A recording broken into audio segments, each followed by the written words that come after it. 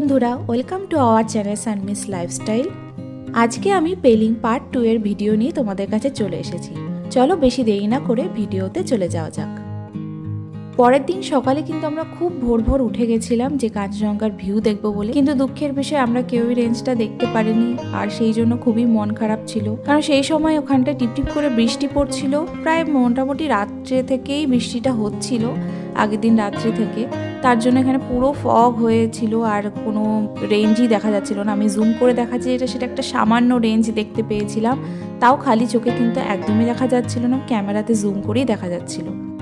আগের দিনে ভিডিওতে আমি বলেছিলাম যে আমাদের রুমের সামনে যে ছাদ বারান্দাটা আছে সেটা আমি দেখাবো ভিডিও করে। তো এই দেখো আমি পুরোটা দেখাচ্ছি ঘুরিয়ে ঘুরিয়ে।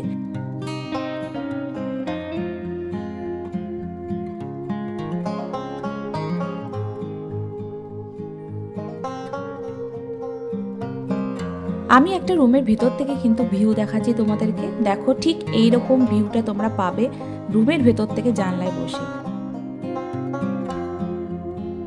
এখন একটু বন্ধুরা ফগটা কেটেছে আর আশেপাশে যে পাহাড়গুলো আছে সেইগুলো কিন্তু দেখা যাচ্ছে বেশ পরিষ্কার, কিন্তু তাও এখনো পর্যন্ত কিন্তু কাঞ্চনজঙ্ঘা রেঞ্জটা পরিষ্কার হয়নি।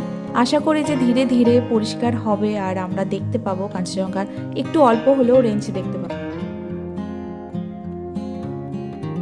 আমি তোমাদেরকে জুম করে দেখাচ্ছি, দেখো মোটামুটি হালকা একটা রেঞ্জ, কিন্তু স্পষ্ট নয়, জাস্ট হালকা একটা রেঞ্জ কিন্তু বোঝা যাচ্ছে যে বরফ ঢাকা যে জিনিসটা সেইটা।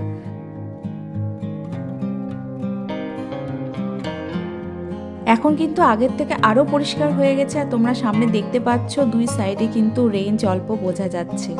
আমরা এখন ব্রেকফাস্টের জন্য নিচে নেমে এসেছি, তাই ঝটপট ব্রেকফাস্টটা করে নেব কারণ আমাদের বেরোতে হবে।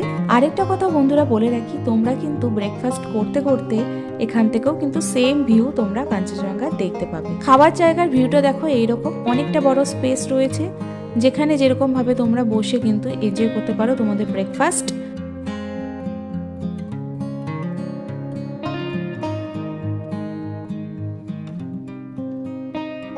আর এখানে দেখো আমি এক এক করে দেখাচ্ছি। প্রথমে পোহা দেখালাম, আর এখানে ডাল মাখনা টাইপের কিছু ছিল, আর এখানে ছিল পুরি, আর ওইদিকে তো ব্রেড জ্যাম বাটার দিয়ে তোমরা কিন্তু খেতে পারো। আর তার সাথে ডিম ছিল, সেদ্ধ ডিম, আর তার সাথে তো চা কফি রয়েছে, আর ফ্রুট স্যালাডও ছিল।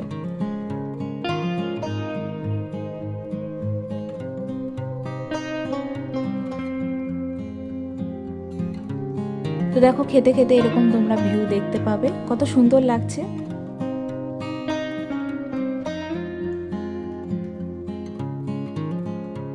ব্রেকফাস্ট আমাদের কমপ্লিট আর ঘড়িতে কিন্তু এখন 9টা প্রায় ছুঁই ছুঁই। তো সেই জন্য আমরা বেরিয়ে পড়লাম লোয়ার পেলিংয়ের উদ্দেশ্যে। লোয়ার পেলিংয়ে যতগুলো সাইট সিইং আছে সেগুলো মোটামুটি আমরা কভার করার চেষ্টা করব এবং আপনাদের সাথে শেয়ার করব। তারপরে কিন্তু আমরা আপার পেলিংটাও কভার করব। বন্ধুরা আমরা এখানে 9টার সময় বেরিয়েছিলাম গাড়ি করে, তোমরা কিন্তু পারলে একটু আগে আগে বেরোবে, মানে মোটামুটি 8টা সাড়ে 8টা নাগাদে যদি বেরিয়ে পড়ো তাহলে খুব ভালো হয়, তাহলে সব কিছু বেশ টাইমলি তোমাদের কিন্তু কভার হয়ে যাবে। কিছু জায়গা যেরকম মনেস্ট্রি বলো বা স্কাইওয়াক বলো সেগুলো কিন্তু প্রায় সব কিছুই মোটামুটি 4টা সাড়ে 4টা নাগাদ কিন্তু সব বন্ধ হতে থাকে। সেই জন্যই বলছি যদি তোমরা আগের থেকে বেরিয়ে পড়ো তাহলে কিন্তু একদিনে অনেক কিছু কভার করে নিতে পারবে।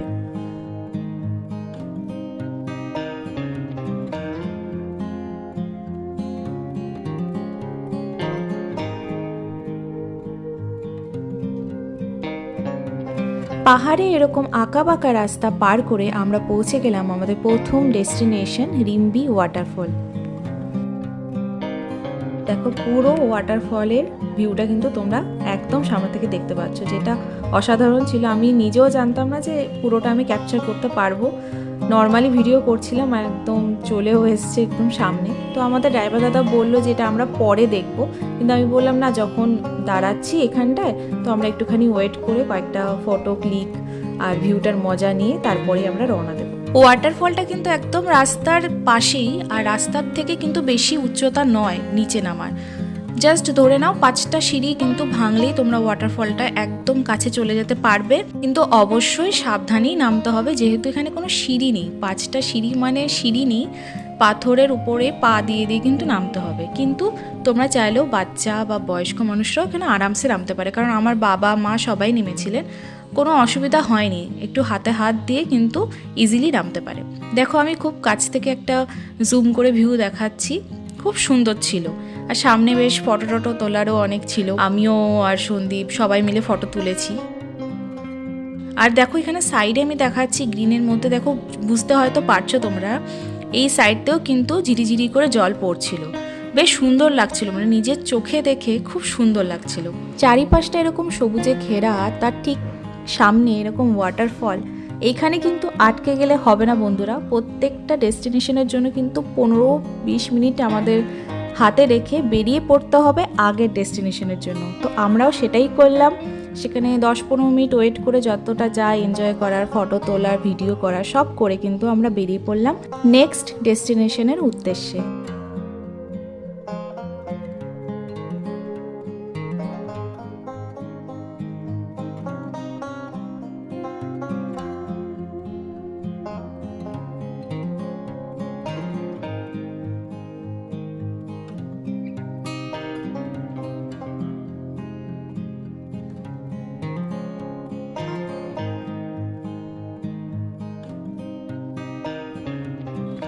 আমরা এখন পৌঁছে গেছি আমাদের নেক্সট ডেস্টিনেশন খেচুপেরি লেক।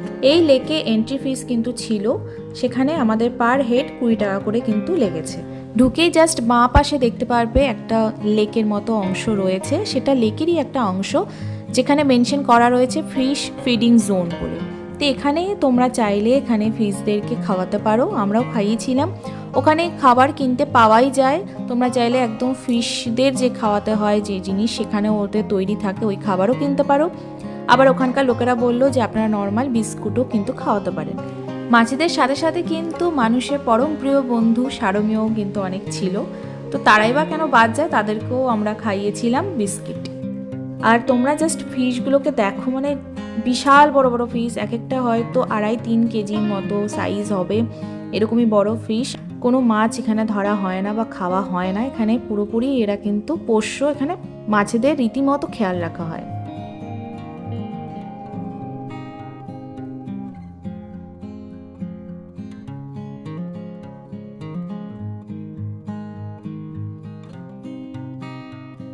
আমিও এখানে মাছেদের খাওয়াবো বলে বিস্কুটগুলো গুঁড়ো করে এরকমভাবে দিয়ে দিলাম, আর দেখো মাছগুলো সব হামলে পড়েছে।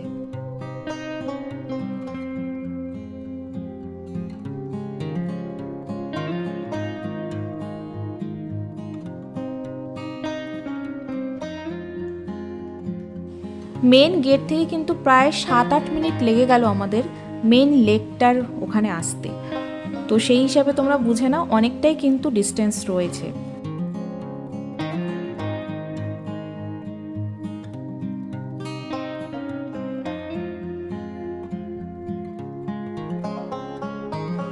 আমাদের পিছু পিছু আরেকজনও চলে এসছে, সে লোভে এসে যে আমাকে আরো বিস্কিট দেবে, তো বাবা রীতিমতো আবার বিস্কিট খাওয়াচ্ছে।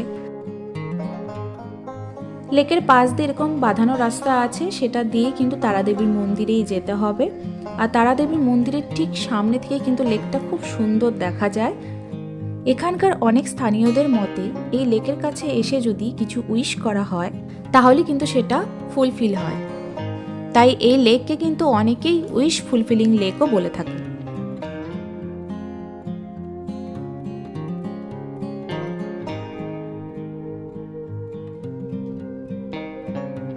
এখন আমরা তারাদেবীর মন্দিরে প্রবেশ করছি।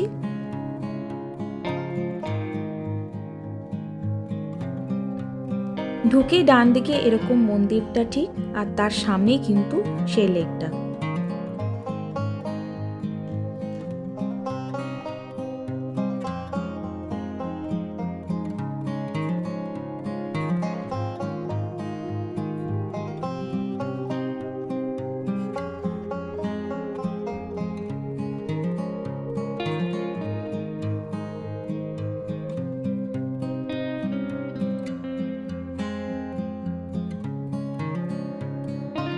বন্ধুরা এখন আমি তোমাদেরকে একটা ক্লিয়ার ভিউ দেওয়ার চেষ্টা করছি লেকটার, আশা করি তোমরা দেখতেই পাচ্ছ। সামনে দেখো এরকম জঙ্গলে ঘেরা চারিদিকে, আর ঠিক তার মাঝখানে কিন্তু লেকটা। এখান থেকে কিন্তু অনেকটা সিঁড়ি উপরে উঠেও কিন্তু একটা খুব সুন্দর ভিউ দেখা যায় লেকটার, যেখানে আমরা যাইনি। আমরা আগেই বলেছি যে আমাদের সাথে বয়স্ক লোকেরা ছিল, তো সেই জন্য আর আমরা উপরে যাইনি, এখান থেকেই আমরা বেরিয়ে পড়েছিলাম।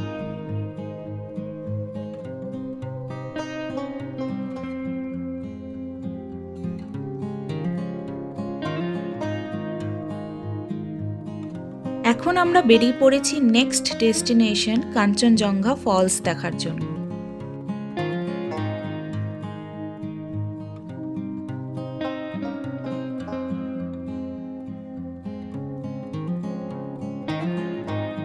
এখন আমরা চলে এসেছি কাঞ্চনজঙ্ঘা ফলসের কাছে, তবে এটা কিন্তু আসল ভিউটা নয়।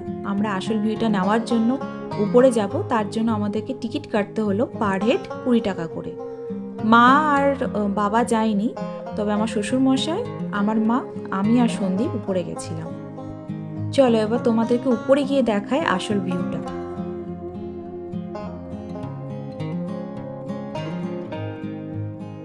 ফাইনালি আমরা কাঞ্চনজঙ্ঘা ফলসের কাছে চলে এসেছি। যেটা তোমরা নিচে দেখলে সেটা কিন্তু এটারই বয়ে যাওয়া জলটা নিচে পড়ছে সেই পোর্শনটা, তবে এটাই কিন্তু আসল পোর্শন। আর আমি একদম সামনে যাইনি, কাছ থেকেই দেখানোর চেষ্টা করছি তোমাদেরকে, কারণ সামনের পোর্শনটা প্রচণ্ড পরিমাণে পিচ্ছিল ছিল। আমি বলবো আপনারাও যখন আসবেন একটু সাবধানেই আসবেন। এই জায়গাটায় কিন্তু যথেষ্ট পরিমাণে যেহেতু ঝর্ণার বেগটা বেশি, সেই জন্য জল ছিটে আসছে পাথরের উপরে, আর প্রচণ্ড পরিমাণে কিন্তু পিচ্ছিল, মানে পা পিছলে যাওয়ার কিন্তু প্রবণতা এখানে প্রচুর।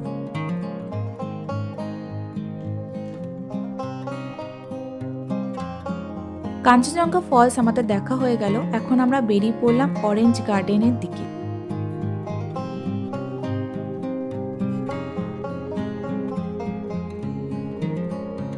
আমরা এখন অরেঞ্জ গার্ডেনের ভেতর দিয়ে একদম নিচে চলে এসেছি।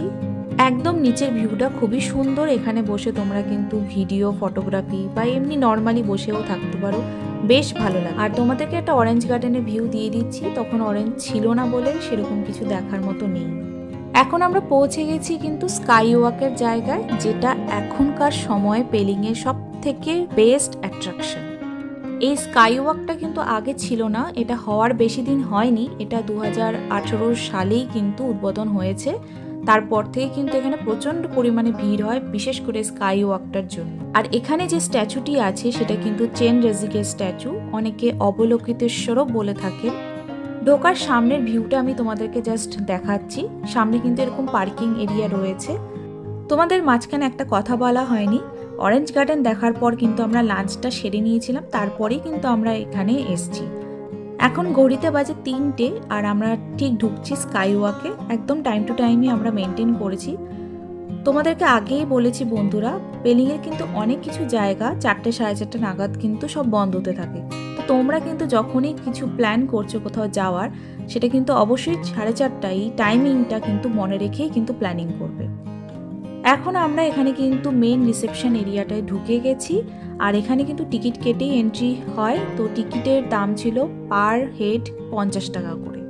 মেন টেম্পলটার ওখানে যেতে কিন্তু প্রচুর সিঁড়ি পার করতে হয়, ভয় পেও না, প্রচুর সিঁড়ি ছাড়াও এরকম দেখো বাঁ সাইডে কিন্তু স্লোপ টাইপের আছে, তো স্লোপে করেও যাদের পায়ের সমস্যা রয়েছে তারা কিন্তু ইজিলি যেতে পারবে। তবে উচ্চতা অনেকটাই উপরে, পথও কিন্তু অনেকটাই আছে।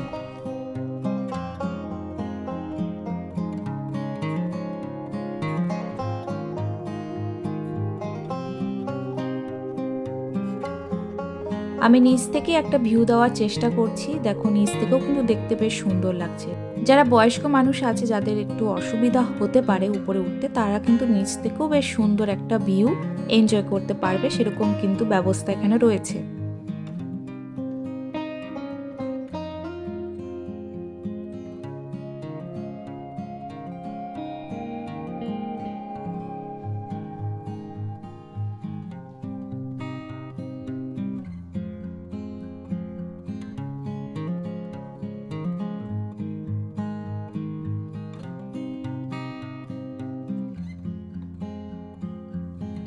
ফাইনালি আমরা স্কাই ওয়াকের সামনে চলে এসেছি। এই দেখো সামনে ভিউ, এখান থেকে কিন্তু খুব সুন্দর কাঞ্চনজঙ্ঘা দেখা যায় যদি ফগ না থাকে। এই সময় যেহেতু পুরো ফগে ঢাকা আছে সেই জন্য পুরো কাঞ্চনজঙ্ঘা রেঞ্জ কিন্তু দেখা যাচ্ছে না, কিন্তু যদি ফগ না থাকে তাহলে কিন্তু অসাধারণ একটা ভিউ তোমরা দেখতে পারবে। আমাদের ব্যাড লাক, তাই আমরা এখানে দেখতে পারিনি যেহেতু প্রচুর ফগ ছিল সেই জন্য।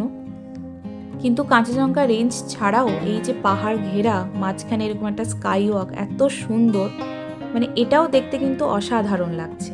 আর দেখো আমি নিচটা দেখাচ্ছি, অনেকটা পর্যন্ত কিন্তু হাইট আছে, মোটামুটি ধরো 5-6 তলা মতো হাইট রয়েছে, এটা আমার যা মনে হয়েছে, আমি ভুলও হতে পারি কিন্তু আমার তাই লাগছিল, 5-6 তলা মতনই কিন্তু হাইট।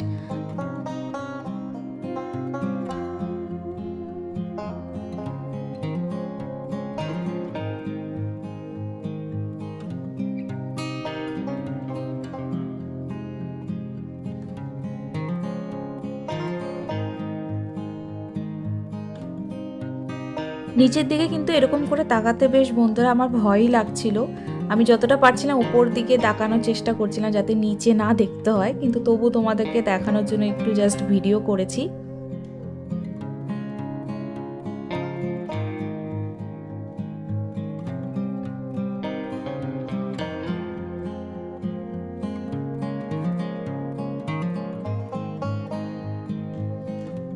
স্কাই ওয়াক দেখা হয়ে গেল, এখন আমরা যাচ্ছি মেইন স্ট্যাচুটা দেখার জন্য।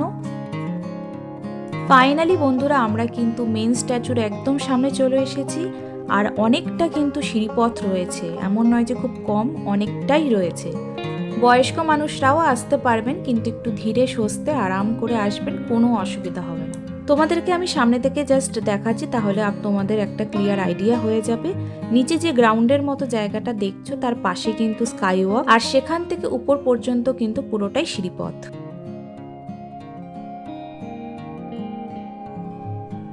এখন আমরা ভেতরে ঢুকছি, কিন্তু বন্ধুরা আমি কোনো ভিডিও করতে পারিনি কারণ এখানে পুরোপুরি ফটো তোলা বা ভিডিও তোলা একদম নিষেধ ছিল। এখন আমরা একদম উপরে চলে এসেছি, আর এখান থেকে দেখো জাস্ট ভিউটা অসাধারণ।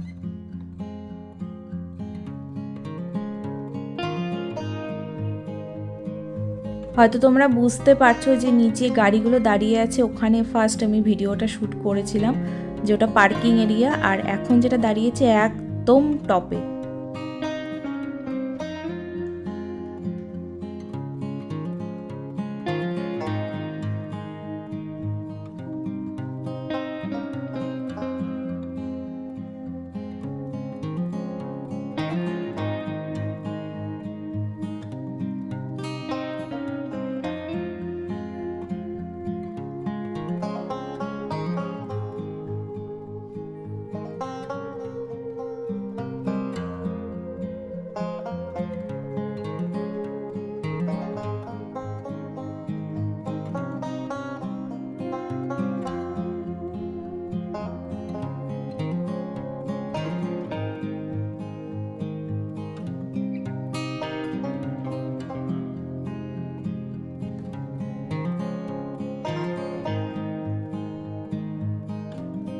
উপর থেকে ঘুরে এসে এবার একটু আশপাশটা ঘুরে নিচ্ছি। চারিপাশটা এত সুন্দর কালারফুল তৈরি করা এখানটায়, আর তার সাথে উপরি পাওনা তো রয়েছে কাঞ্চনজঙ্ঘার আমাদের প্রাকৃতিক ভিউ।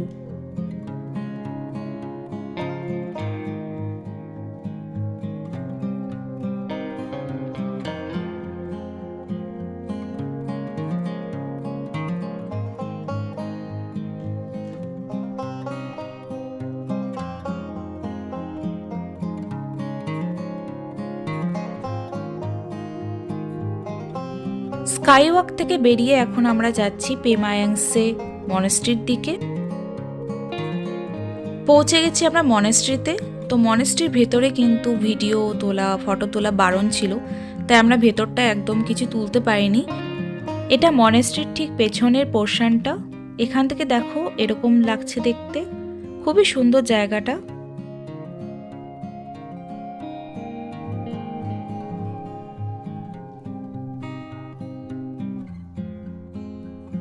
এটা দেখে বুঝতেই পারছো যে ভীষণ জোরে এখানে কিন্তু হাওয়া হচ্ছে, আর বেশ কিন্তু শীতও লাগছিল। এই মনেস্ট্রি আমাদের লাস্ট ডেস্টিনেশন ছিল আজকের মতো। মনেস্ট্রি থেকে ফিরে আমরা কিন্তু ফ্রেশ হয়ে ডিনারের জন্য নিচে নেমে এসেছি। আজকেও কিন্তু আমাদের হোটেলেই খাওয়া দাওয়া করেছি, আর আর বেশ সিম্পল রান্না ছিল। বন্ধুরা, তোমাদের যদি আমাদের ভিডিওটি ভালো লেগে থাকে তাহলে অবশ্যই কিন্তু একটা লাইক করে দিও, আর আমাদের চ্যানেলটিকে অবশ্যই কিন্তু সাবস্ক্রাইব করে দিও। আজকের মতো পেলিং পার্ট 2 এর ভিডিও আমি এখানেই শেষ করে দিচ্ছি। দেখা হচ্ছে পরের ভিডিওতে।